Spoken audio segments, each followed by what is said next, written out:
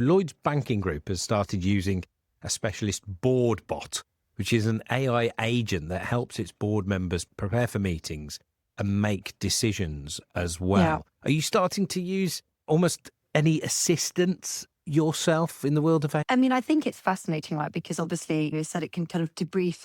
Boards will have to read vast, long documents and it can debrief that very quickly. I think Lloyds is also rebranding itself very much as a fintech company rather than a traditional bank, which I think is probably the crux of that story. It's one of their many AI measures, and as they move themselves into a more fintech business. I think the issue in board meetings is there can be unconscious bias. So maybe an AI bot is protecting against that, and it means someone doesn't have to directly challenge another member of the board or the CEO. But I think without us knowing, there is bias obviously in a boardroom, and potentially AI can cut through that and obviously isn't biased. Well, let's bring in Pippa Begg, who's Chief Executive at Board Intelligence, which is the company that's developed this technology. Pippa, good morning.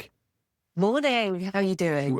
I'm well, thank you, Pippa. Just explain a bit then how this board bot works for anybody who, small business, large business, working in a charity and governor of a school, whatever it might be, having the concept of these board meetings, how would a bot work for them? Good question. So it comes to the challenge that we've literally just heard, which is preparing for a board meeting actually takes quite a lot of time and effort. Your job is absolutely vast as a board director. You're expected to be up to speed on strategy, performance, governance, what's happening inside the organization, outside the organization. That's financial results, people and culture, customer trends. It's vast, innovation. And most of the time, board materials, like the information that the board director has served, has found slightly wanting because it's very hard to cover everything in a pack that's short enough to be read. And one of the things that we see, for example, is in financial services, is those board briefing packs, the board packs, become almost 1,000 pages long in advance of the meeting. And still then, I'd say they struggle to cover trends in the external operating environment and things like that well. So for us, this innovation has been all about how do we best support board directors to do their job really well, to augment their human capacity. So it is not about replacing them. It's about augmenting their human capacity to do their job well. So all board members know what it is they need to do, but all of them also feel like the quality of information that they're provided could be much better. And also their focus on what's happening outside their organization and strategically could be much better. And that's one of the things that we've trained this tool to do really well. Is there a bit of a risk, Pippa?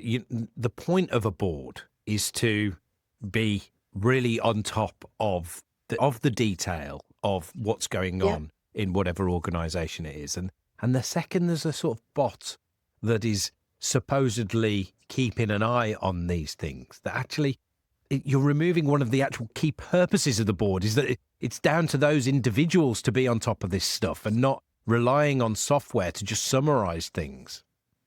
Yes, so you're absolutely right that is an objection that can be put forward for this type of tool. Will it make board directors lazy? So I think part of this all comes back to how we designed this advisor to work really well. So it is about supporting, again, I mentioned it's about augmenting the human's capability. So board directors, part of their superpower is asking questions, being curious, trying to uncover information. This advisor basically enables them to superpower that curiosity skill. In the past, your curiosity, your ability to surface information was very limited to what was put in front of you, and then the amount of time you had to Google answers.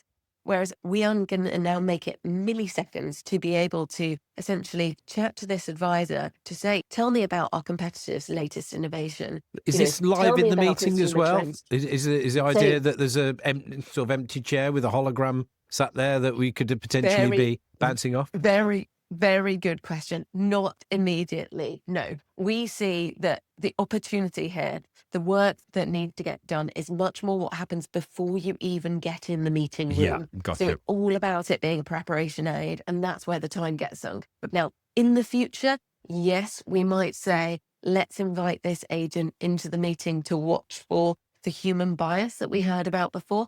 But I would actually also say that human bias comes in the preparation stage as well, when our decision-making biases come to play as we start to read, form our judgment, form the questions that we want to ask.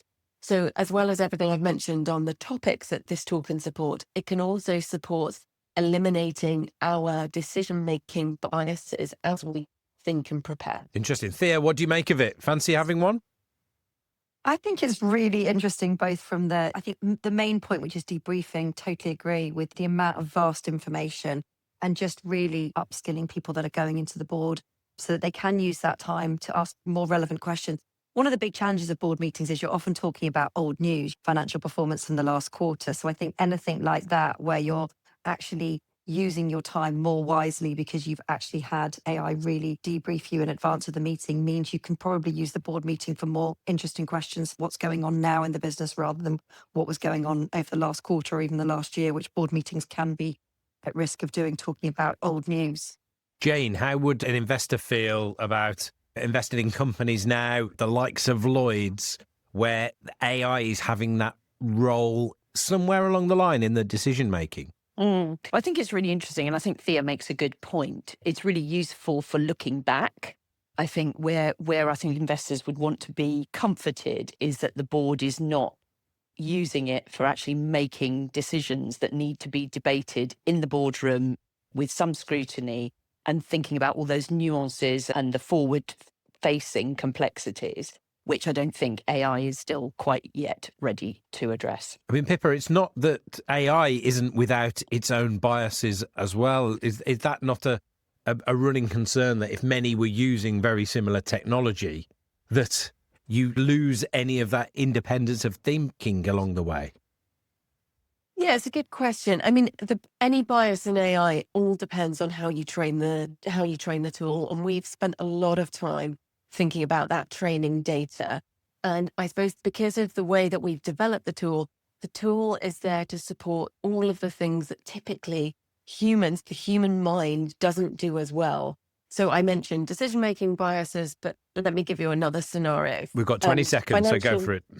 Go on. Okay. Financial sensitivity analysis is another one that the tool can do really well. It's been designed purposefully to eliminate biases, and our view is it's going to be better than the human brain at doing that. Pippa, thank you. Very interesting stuff. I can see that being something that we talk about a little more. Pippa Begg from Board Intelligence.